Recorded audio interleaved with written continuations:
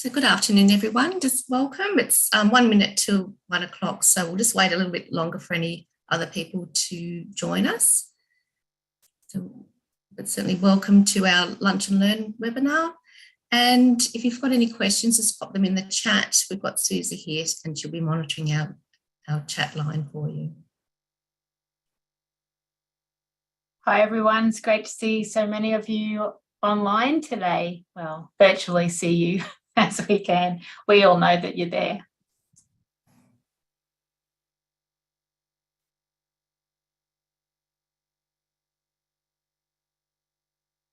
So if anybody is having any issues with their audio or their vision, just remember sometimes you can change your view to get the PowerPoint sort of up and in full view.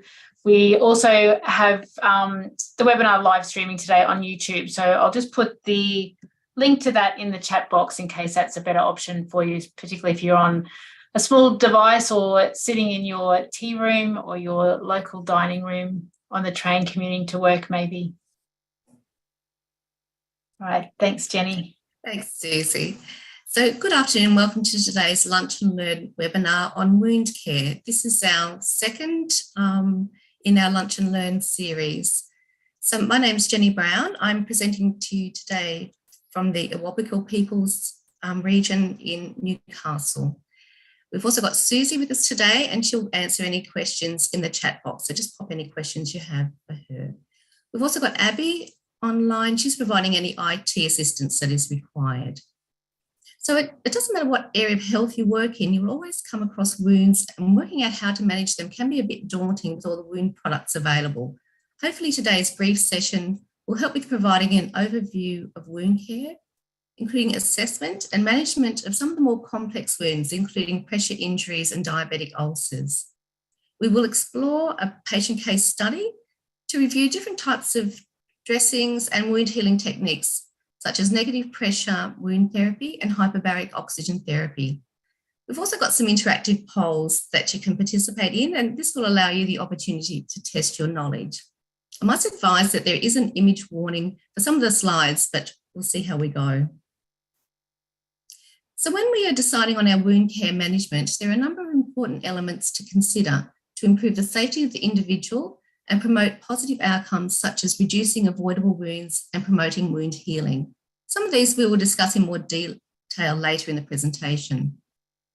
Firstly, though, a comprehensive ongoing assessment of the individual, their wound and the healing environment should be performed to inform our clinical decision making.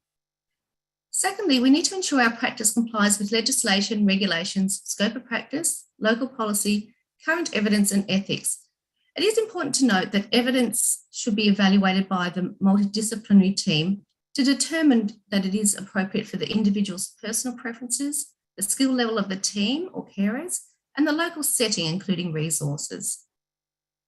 A standard aseptic technique is used for simple wound dressings, these are usually procedures of less than 20 minutes duration and involve few key parts or sites.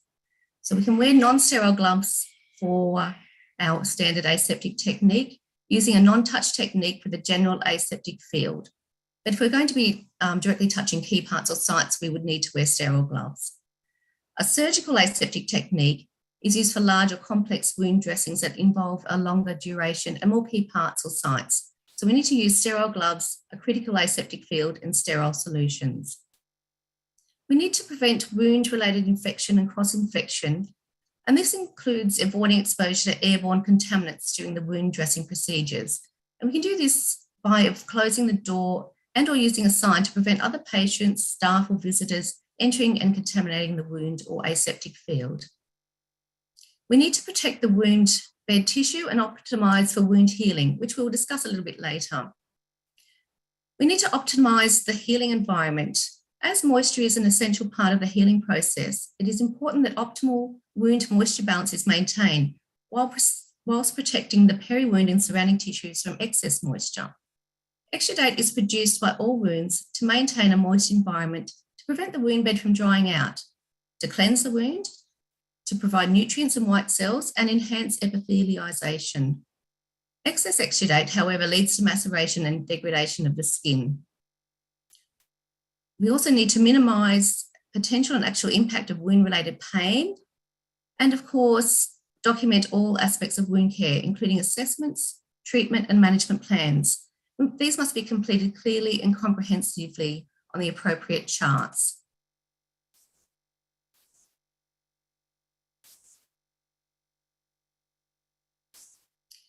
So to ensure effective care planning, it is essential that initial and ongoing comprehensive assessments of the individual's health, as well as their wound, are performed. This includes assessing and planning for the individual's risk and prevention strategies for wounding, management of the wound, and consideration of the factors allowing for wound healing. So with our case study for today, we've got Nina. She's a 72-year-old patient who's just been transferred to the rehab ward. We find out during clinical handover that Nina is day 7 following a right and below knee amputation for a gangrenous diabetic foot ulcer. Nina has type 1 diabetes and has a diabetic foot ulcer on her left foot, which was debrided 4 weeks ago and is dressed with a silver foam adhesive dressing. So she's had the diabetic foot ulcer on her right leg that she's had to have amputated, and she's also got one on her left foot. The stump wound is dressed with an extra thin hydrocolloid dressing, a combine and bandage. The vital signs are all within normal limits, and we commence the wound care assessment. So it is important for the individual's health and well-being to be assessed to determine their risk for developing wounds and for wound healing. This includes consideration of cultural and linguistic diversity, age and specific age-related conditions, including cognition, health literacy, well-being, and socio-economic status. A thorough health history should be documented, noting any comorbidities that may impact on wound healing, any sensitivities or allergies, any previous wound history, including the treatments of these, outcomes, and or relevant investigations. So in Nina's case, she has a history of type 1 diabetes, which may lead to delayed wound healing. A review of the individual's medications is also important, including prescription medications, over-the-counter medications, including vitamins, recreational social drug use, and alternative preparations. Other factors to assess are nutritional status, pain, vital signs, patient preferences, wound healing goals, and the individual's ability to participate in self-care. So wound risk assessments appropriate to the individual should be conducted using reliable and valid risk assessment tools and according to local policies and procedures. These may include risk assessments for pressure injuries, falls, nutrition, skin tears, and incontinence. A vascular assessment of the lower legs may be necessary, including skin colour changes, palpation of pulses, an ankle and or toe breaker pressure index, and or transcutaneous oxygen monitoring, which is a non-invasive method of determining oxygen tension at the skin level using heated electrodes. Lastly, assessment of the individual's foot may be warranted as well, including testing for loss of protective sensation, including blunt or sharp pressure, and reflexes. So the wound assessment itself should include the type of wound, whether it's a diabetic foot ulcer or a pressure injury, and the mechanism of the wounding, so whether it's from venous insufficiency or pressure. So in Nina's case, she has a surgical wound from her below knee amputation, and she's got a diabetic foot ulcer on her left foot. We need to consider how long she's had these wounds, their location, and their dimensions, which we measure from the longest and deepest part of the wound. It may be necessary to use a probe to determine any undermining or sinus tracking. And the use of photography as per local policy is particularly useful in documenting wound size and appearance. The tissue of the wound bed is assessed, as well as the wound edge, to see whether it's level, raised, rolled, undermined, and its colour. The peri-wound and surrounding skin is assessed, for example, for the presence of erythema, edema, maceration, dermatitis or eczema, hyperkeratosis, urticaria, and temperature.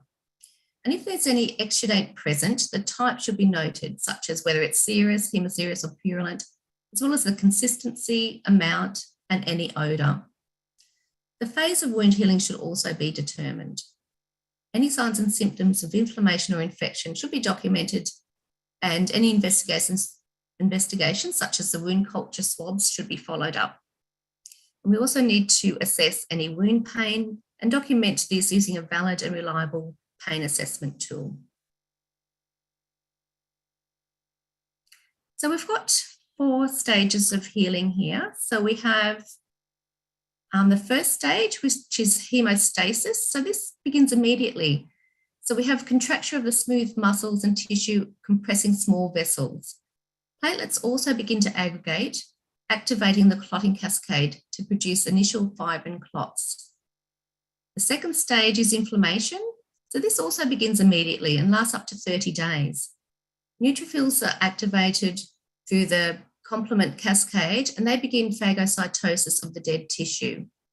After the first 72 hours, macrophages respond and continue phagocytosis for the duration of this stage. The next stage, stage 3, is the proliferation stage. So this begins at day 7 and lasts for the next few weeks. Angiogenesis begins taking place, accounting for underlying erythema seen at the site. Also during this time, fibroblasts begin to replace the inflammatory mass and collagen is laid down to replace fibrin clots. And then we have our final stage, stage 4, remodeling. So this begins after several weeks and this stage can last up to 6 to 12 months. Collagen is remodeled from type 3 to type 1 and at this stage the scar should flatten and the underlying erythema will resolve. So some wound tissue types are viable, requiring protection to allow the wound to heal. So these are the epithelial and granulation tissue. Other types of tissue are non-viable, such as slough and necrotic tissue. And these wounds require debridement before applying a wound management system. So we can see here we've got some epithelial tissue. So this is our good tissue. So this appears pink or pearly white and wrinkles when touched. So this occurs in the final stage of healing.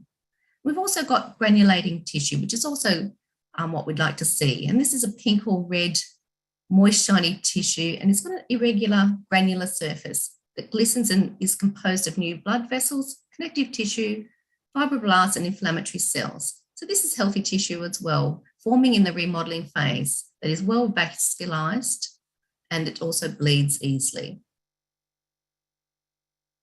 So on this slide, these are not so good tissue types. The first one we've got is hypergranulating tissue.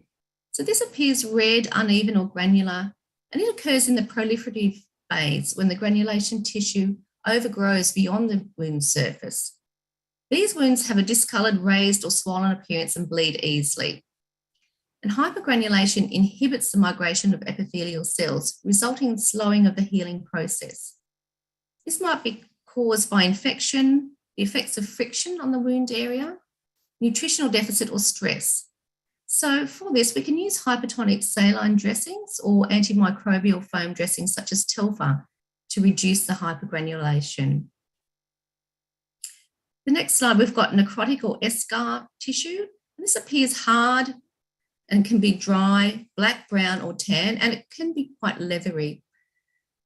This is necrotic tissue and it adheres firmly to the wound bed or edges. It's dead tissue that prevents wound healing. And the other picture there we have is of slough tissue. So it appears yellow, brown or grey, and it is devitalised tissue made of dead cells or debris. And if you've ever had to clean this from a wound, you can see, you'll notice that it adheres to the wound bed in strings, clumps, or is mucinous. So with both the slough and the eschar, these have to be debrided for the wound to heal. So the individual's healing environment should also be assessed to allow for safe performance of procedures such as the physical safety of the individual and carers, and for infection control risks, such as difficulties maintaining hygiene, preventing wound contamination, spread of infection, and other factors that may affect healing.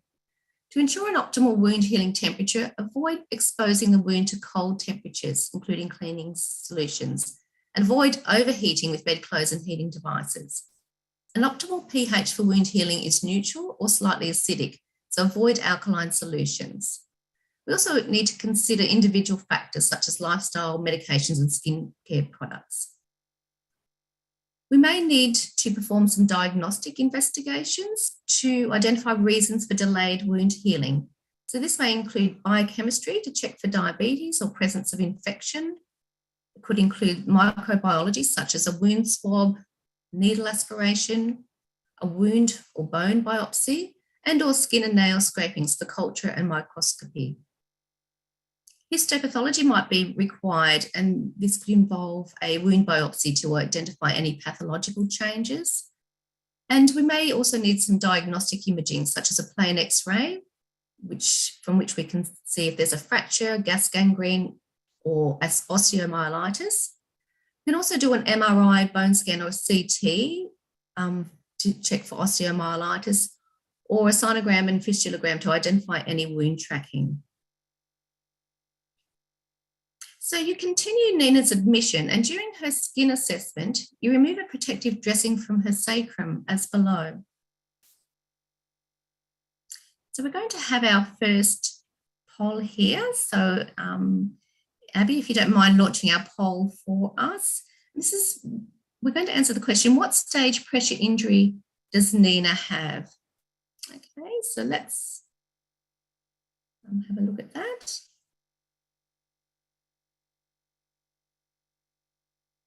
Okay, so we've got a varied selection of stages here.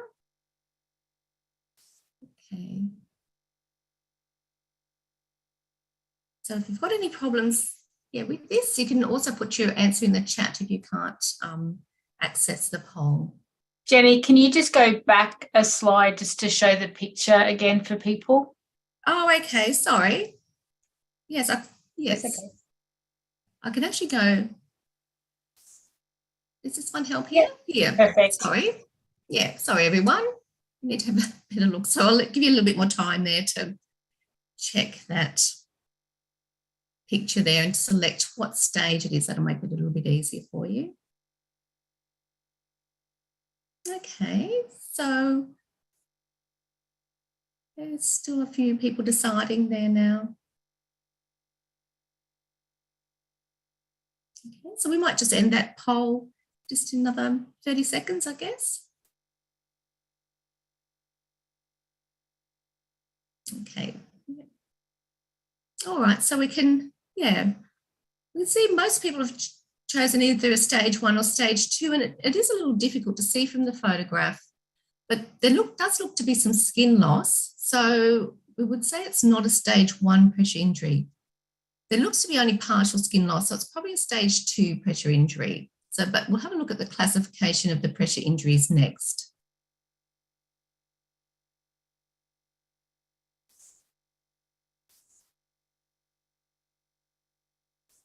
Okay, so here we have, the first stage pressure injury. So we've got the 4 stages here. A stage 1 pressure injury is a precursor to skin ulceration. So the skin remains intact, but there is a non-blanchable redness of a localized area, usually over a bony prominence. The area may be painful, firm, or warmer or cooler as compared to adjacent tissue. It can be difficult to detect in individuals with dark skin, but affected areas may differ in colour from the surrounding skin. The presence of a grade 1 pressure injury may indicate a risk of developing frank ulceration. So next we have stage 2 pressure injury, and this is where there is partial thickness loss of dermis. So it presents as a shallow open ulcer with a red or pink wound bed without slough, or it can present as a serum-filled or serosanguinous blister which may rupture. A stage 3 pressure injury has full thickness skin loss. So subcutaneous fat may be visible, but bone, tendon or muscle are not exposed.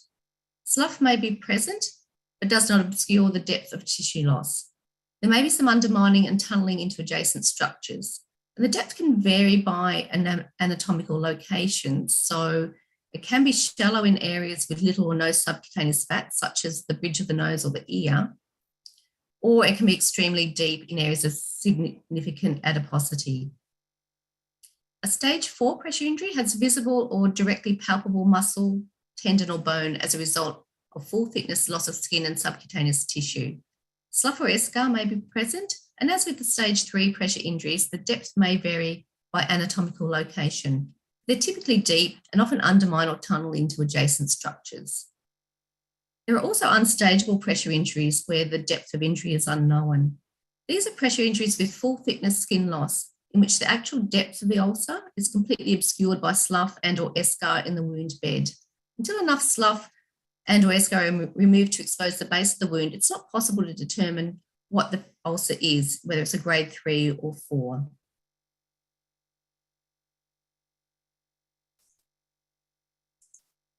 So we've got another poll now. So the question now is, what type of dressing should we apply? So we might help you here with a picture of the wound again, so we can see what dressing you think we should pop on this one. Okay, and again, we've got a varied amount of answers here.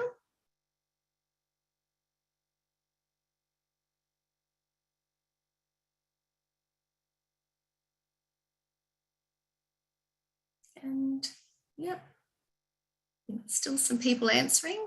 That's great.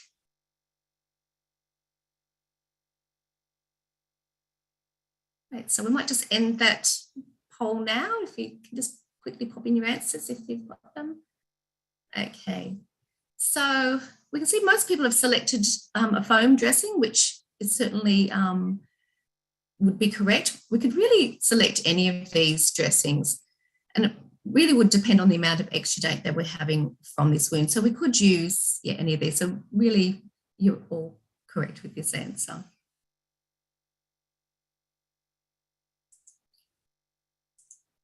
So as we can see here, so which dressing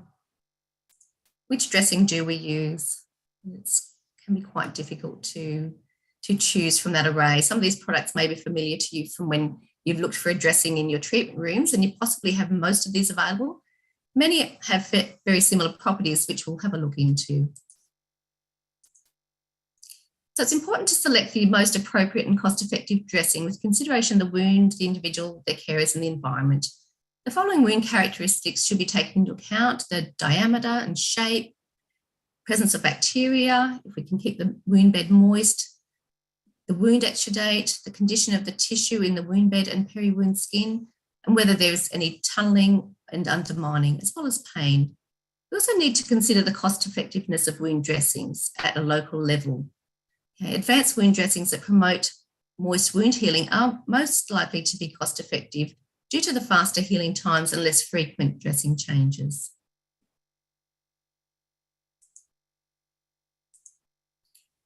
So we can see here, oh, sorry, I might just go back. Yeah, that's okay. Okay, so we can see here recommendations for dressing types depending on the stage of pressure injury, where there is infection present and by the amount of exudate. If advanced wound dressings are not available, use moist gauze dressings to maintain an appropriately moist wound environment, and you can pop a transparent film dressing as a secondary dressing over the top. Just refer to the available evidence and guidance for using the wound dressings that are available. For Nina's non-infective stage 2 pressure injury, either a hydrocolloid, hydrogel or polymeric dressing would be suitable. But if there's a moderate to heavy amount of exudate, we may choose to use a regular foam dressing, such as Lyofoam, Max or Permafoam. Okay, so we're back to Nina again. So 2 weeks later, you're allocated to care for her again, and her sacral dressing is due to be changed.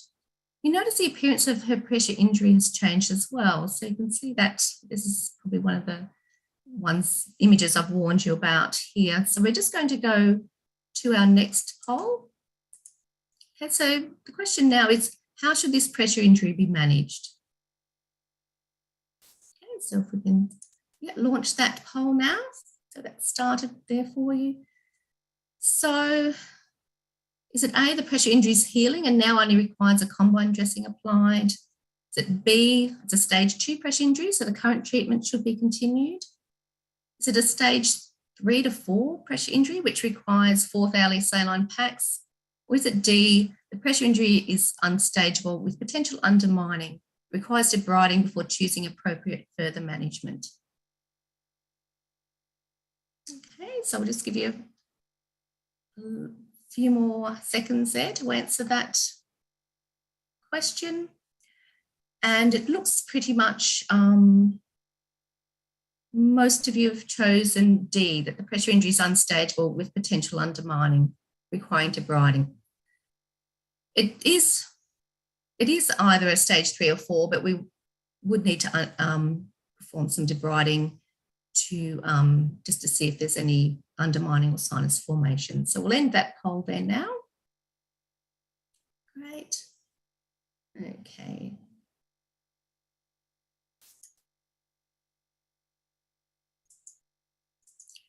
So with debridement, this is the removal of dressing residue, visible contaminants, non-viable tissue, slough or debris. So we've got a few different methods. They include autolytic, using dressings, enzymatic, using cleansing solutions, mechanical, which is surgical removal, and biological, using larval therapy such as maggots, but we don't see that so much.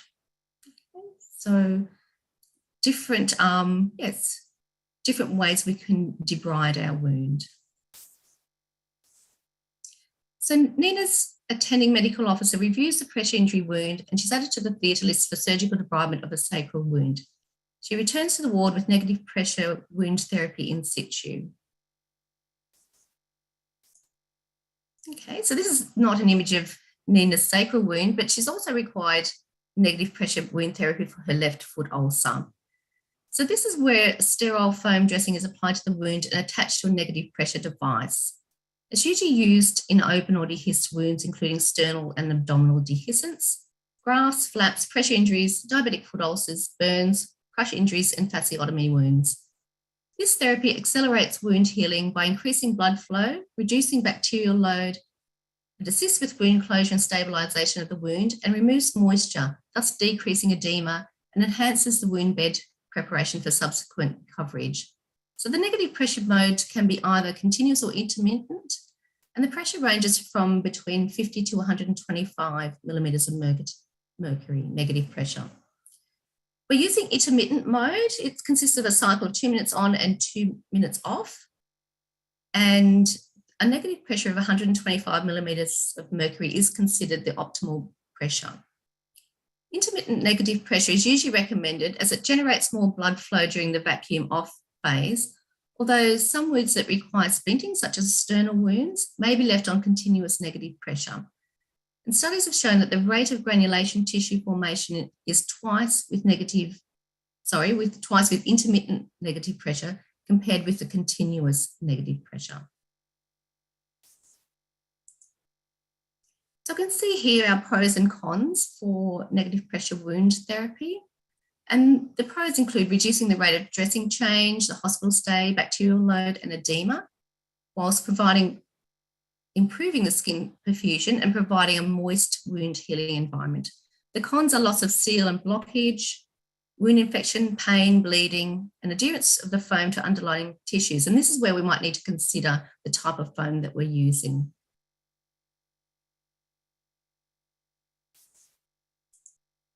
Okay, so Nina's diabetic foot ulcer on her left foot is not healing and has deteriorated despite being debrided over 4 weeks ago. The medical officer recommends that she has hyperbaric oxygen therapy to avoid amputation of this leg. So this should be used as part of a multidisciplinary treatment plan with ongoing wound care on a regular basis and not as a standalone therapy. So we should have had standard wound care for at least 4 weeks prior, including appropriate debridement, vascular screening, checking for local wound hypoxia and infection management prior to the application of hyperbaric treatment. Vascular screening, including imaging, should also be performed to evaluate if any revascularization procedures are indicated. And the use of transcutaneous oximetry measurement is recommended as the best technique to monitor the local pressure of oxygen and to select patients for hyperbaric oxygen treatment. So we can see here we've got the monoplace hyperbaric chamber for one person and the multiplace chamber, which looks a little less claustrophobic. So oxygen is critically important for wound healing, and sustained oxygen is vital for the healing of patients with non-healing wounds. For additional oxygen to be delivered to hypoxic tissues, it must be administered systemically, meaning it needs to be breathed in. So hyperbaric oxygen therapy has been used for many years and is well established as providing essential conditions for healing, particularly for wounds associated with peripheral arterial occlusive disease, diabetic foot ulcers, osteomyelitis, and and complications due to radiation treatment. The patient is placed inside a hyperbaric chamber, which is pressurised and filled with oxygen. So the patient is exposed to a pressure exceeding 1 atmospheric absolute, which is the atmospheric pressure at sea level, while they breathe pure oxygen. The wound tissues, the pressure that they usually use is usually 2.2 to 2.5 ATA, which is the equivalent of being 12 to 15 metres below sea level. At this level, the oxygen dissolved in blood plasma diffuses from microcirculation to wound tissues and reverses local hypoxia, which normally exists in the centre of chronic non-healing wounds. So in chronic wound treatment, hyperbaric sessions are normally repeated once or twice daily over several weeks. Each therapy session usually lasts about 2 hours, including the descent and ascent time. You can see there's a lot of advantages for using hyperbaric wound therapy, with many ways in which it can promote wound healing. Particularly for Nina, it is associated with a significant reduction of major amputations. Just we need to be careful that the patient doesn't have an undrained pneumothorax, and that would be an absolute contraindication. And also some of the side effects include middle ear barotrauma, CNS or pulmonary oxygen toxicity, or pneumothorax. So we can see here that obviously Nina has responded well to that therapy, and she's looking quite happy about that. So just some take-home points from this presentation. So we need to ensure a complete and thorough health assessment of the patient and their wound, follow relevant policies and manufacturer's instructions for wound products, adhere to infection control policies, including appropriate aseptic technique, protect the wound bed and optimise the healing environment, ensure adequate procedural and ongoing pain relief is provided, and document all aspects of wound care, assessments, treatment and management plans. Okay, so I think Susie's going to talk to you now about obtaining your CPD certificate. So thank you all very much. Thanks, Jenny. And hopefully most of the questions that have come through I've answered in the chat. We will be posting some answers to some of the specific ones. There were some really good ones that came through around hyperbaric for patients at risk, like COPD patients, and sort of classifying or describing wound edges. So I'll add some comments around those to the community that goes with our Lunch and Learn series. Following on from today, we will be having some additional content for our Medcast Plus subscribers, and that will be just a range of wounds for you to look at, classify, describe, sort of choose your wound dressing of choice, just really to have that sort of hands-on practice so that you can develop the skills. Wound care is always something that's a little bit tricky, particularly if you don't see complex wounds all the time. So from today, you can access your CPD certificate. So you just need to go back into your My Learning, open up the wound care course. So just click on resume. You can see sort of the icon there on the screen, and then just complete your evaluation from today, and then your CPD certificate will be available. You'll also have your CPD uploaded into our CPD tracker. So if you don't have a tracker or a way of recording all of your CPD, you're very welcome to use the tracker. It's part of being a Medcast member. It's free for everybody. It's just part of our sort of program. And it does mean that if you do get audited around registration time, you can produce that certificate of what you have attended from a CPD point of view. Thank you very much for your attendance today, and thank you very much to Jenny for hard work putting the presentation together and delivering it today. Hopefully you've enjoyed it. We haven't put you off your lunch too much with some of those images. It was great to have a PG warning. Wounds were, never my forte to look at. So we thank you all, and hopefully we'll see some of you online at our courses that are coming up. So for any of the doctors in the room, we've got our Emergencies in General Practice course starting tomorrow. For the nurses in the room, we have our Recognition of Clinical Deterioration that is starting on the 22nd. It's a full day course with some online learning as well. And our next Lunch and Learn in a month's time is on post-operative nausea and vomiting, so another great lunchtime session. So I did well with choosing the topics to do at lunch. But thanks to everybody for your attendance today, and we'll see you all next time. Thanks, Jenny.